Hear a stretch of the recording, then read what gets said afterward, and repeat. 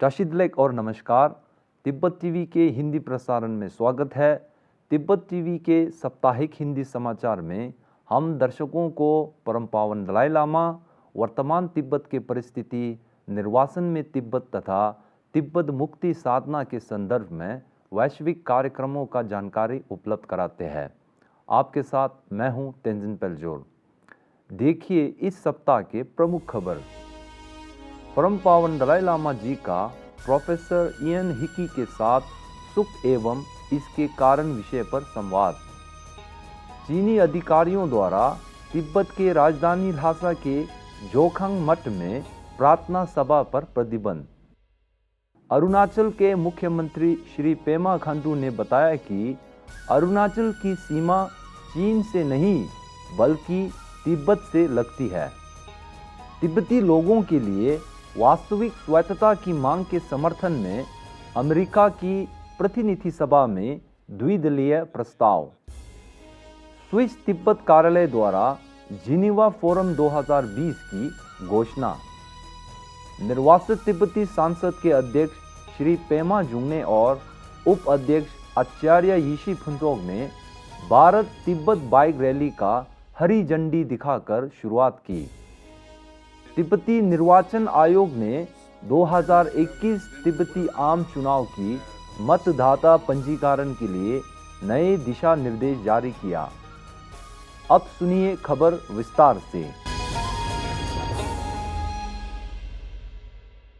इस 19 नवंबर 2020 को परम पावन दलाई लामा जी ने सिडनी विश्वविद्यालय के मस्तिष्क एवं चित्त शोध संस्थान के प्रोफेसर इयन हिकी के साथ सुख एवं इसके कारण विषय पर संवाद किया था। यह कार्यक्रम ऑस्ट्रेलिया में आयोजित सुख एवं इसके कारण 2020 संगोष्ठी का एक अंग है। अपने संबोधन में परम पावन दलाई लामा जी ने सभी दर्शकों का अभिवादन करते हुए कहा कि अधिक उम्र होने के कारण कुछ समय से ऑस्ट्रेलिया और न्यूजीलैंड आना नहीं हुआ, परंतु मेरे बहुत सारे करीबी मित्र ऑस्ट्रेलिया में हैं। उन्होंने कहा कि हमें इस पृथ्वी ग्रह को शिक्षा के माध्यम से शांतिपूर्ण एवं सामंजस्यपूर्ण बनाने की दिशा में कार्य करना चाहिए। हम सभी 7 अरब मनुष्य को एकता की भावना के साथ रहना चाहिए। Whole galaxy is now gradually ending. While we are alive, we should live happily, peacefully. So all this, education is key factor. Radio free Asia के अनुसार तिब्बत के राजधानी ल्हासा के प्रसिद्ध धार्मिक मठ पर चीनी अधिकारियों ने नए कानूनों के अंतर्गत प्रतिबंध बढ़ा दिया है। राजधानी के प्रसिद्ध जोखांग मठ में श्रद्धालुओं तथा अनुयायियों को पूजा प्रार्थना से वंचित किया गया है। सूत्रों के अनुसार तिब्बती पवित्र दिन जैसे परम पावन दलाई लामा जी के जन्म का दिन प्रत्येक बुधवार को पूजा पाठ को भी भक्तों के लिए प्रतिबंधित किया गया है। इस प्रकार चीनी अधिकारियों का तिब्बती धार्मिक आस्थाओं में हस्तक्षेप का मामला बढ़ता जा रहा है। अरुणाचल के मुख्यमंत्री श्री पेमा खांडू ने न्यूज़ इंडियन एक्सप्रेस के साथ साक्षात्कार में ये बयान दिया कि अरुणाचल की सीमा सीधे तिब्बत से मिलती है। अरुणाचल की सीमा चीन के साथ नहीं मिलती है। इस ऐतिहासिक प्रमाण को कोई भी मिटा नहीं सकता। उन्होंने कहा कि पूरे विश्व को पता है कि साम्राज्यवादी चीन ने सन 1959 में अवैध रूप से तिब्बत पर कब्जा किया था।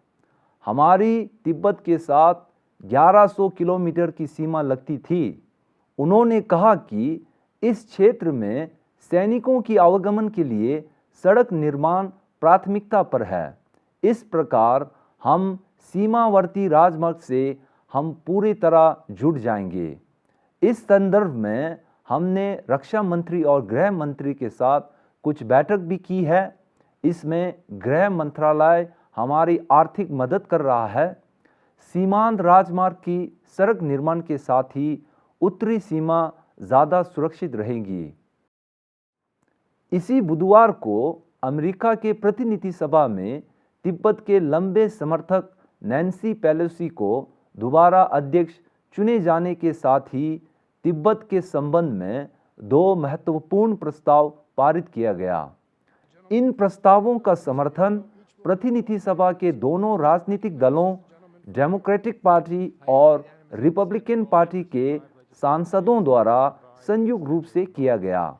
इस प्रस्ताव में मुख्य रूप से तिब्बत की सांस्कृतिक और धार्मिक महत्व का सम्मान, तिब्बती लोगों के लिए वास्तविक स्वायत्तता का समर्थन एवं परम पावन 14वें दलाई लामा जी द्वारा विश्व शांति, सद्भाव तथा समझ को बढ़ावा देने की कार्यों को मान्यता देना शामिल है। इस दौरान सदन में सांसद टेड योहो ने कहा कि अमेरिका को तिब्बती लोगों को चीनी उत्पीड़न से आज़ाद कराने के लिए सहयोगी देशों के साथ काम जारी रखना चाहिए। H Resolution 697, recognizing the genuine autonomy of Tibet and the vital work of the Dalai Lama that has done to promote peace around the world.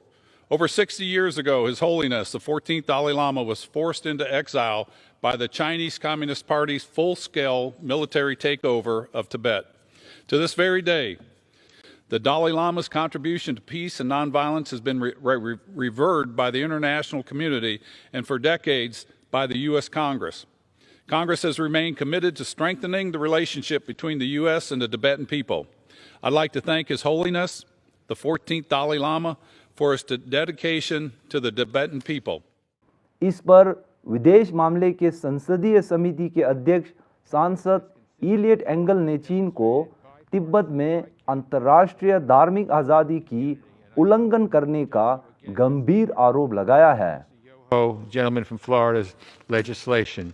The Chinese government has repeatedly insisted that it must control the selection of the next leader of Tibetan Buddhism, a flagrant violation of international religious freedom.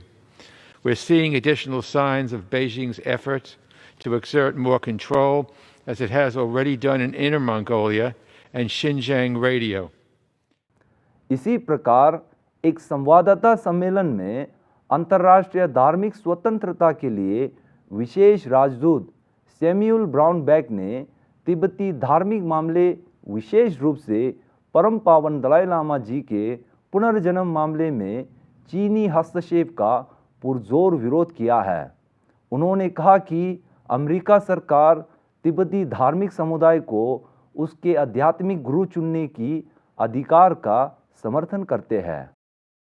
Switzerland स्थित तिब्बत कार्यालय ने एक सप्ताह के लिए तीसरे Geneva forum का online के माध्यम से आयोजन किया था। इस साल की जेनेवा फोरम का शीर्षक है धार्मिक आज़ादी पर चीनी नीति का वैश्विक प्रभाव। इस साप्ताहिक फोरम को विश्व के विभिन्न राजनेताओं, सांसदों, कार्यकर्ताओं, विशेषज्ञों, बुद्धिजीवियों आदि ने संबोधित किया था। जिनेवा फोरम की घोषणा में चीनी लोक गणराज्य द्वारा धार्मिक एवं मानवाधिकारों के उल्लंघन पर नज़र रखने के लिए सरकारों तथा अंतर्राष्ट्रीय निकायों से विशेष समन्वयक नियुक्त करने का आह्वान किया गया। इसमें चीनी शासन द्वारा धार्मिक अधिकारों के उल्लंघन पर गहरी चिंता प्रकट करते हुए परम पावन दलाई लामा जी के पुनर्जन्म मामले में हस्तक्षेप नहीं करने का आग्रह किया गया है। गत 18 नवंबर 2020 को निर्वासित तिब्बती संसद के अध्यक्ष श्री पेमा जुंगने और उप अध्यक्ष आचार्य यीशी फुनजोग ने तिब्बती युवा कांग्रेस द्वारा आयोजित धर्मशाला से किन्नौर तक की 3 दिवसीय भारत तिब्बत बाइक रैली को हरी झंडी दिखाकर शुरुआत की। इस यात्रा का मुख्य उद्देश्य चीन की तिब्बत में जारी दमनकारी नीति एवं मानवाधिकार हनन का खुलासा करना है। इसमें धर्मशाला, मनाली, देहरादून, पोंडा साहिब, दिल्ली, बीड़ आदि के 50 तिब्बती बाइकर्स ने भाग लिया है। अपने संबोधन में मुख्य अतिथि कांगड़ा लोकसभा के सांसद श्री किशन कपूर ने कहा कि चीनी सरकार की विस्तारवादी नीति भारत में कभी सफल नहीं होगी, क्योंकि यह 1962 का भारत नहीं है। साथ ही उन्होंने इस अवसर पर भारत सरकार से परम पावन 14 दलाई लामा जी को भारत के सर्वोच्च सम्मान भारत रत्न से सम्मानित करने की मांग की है।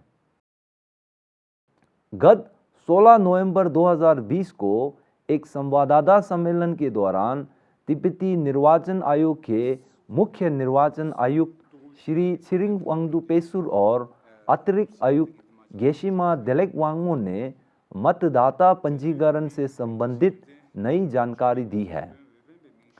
इस अवसर पर मुख्य चुनाव आयुक्त श्री वांगटू ने बताया कि क्षेत्रीय चुनाव आयोग के सिफारिशों के तहत चुनावी पंजीकरण में और कुछ दिनों का समय दिया गया है।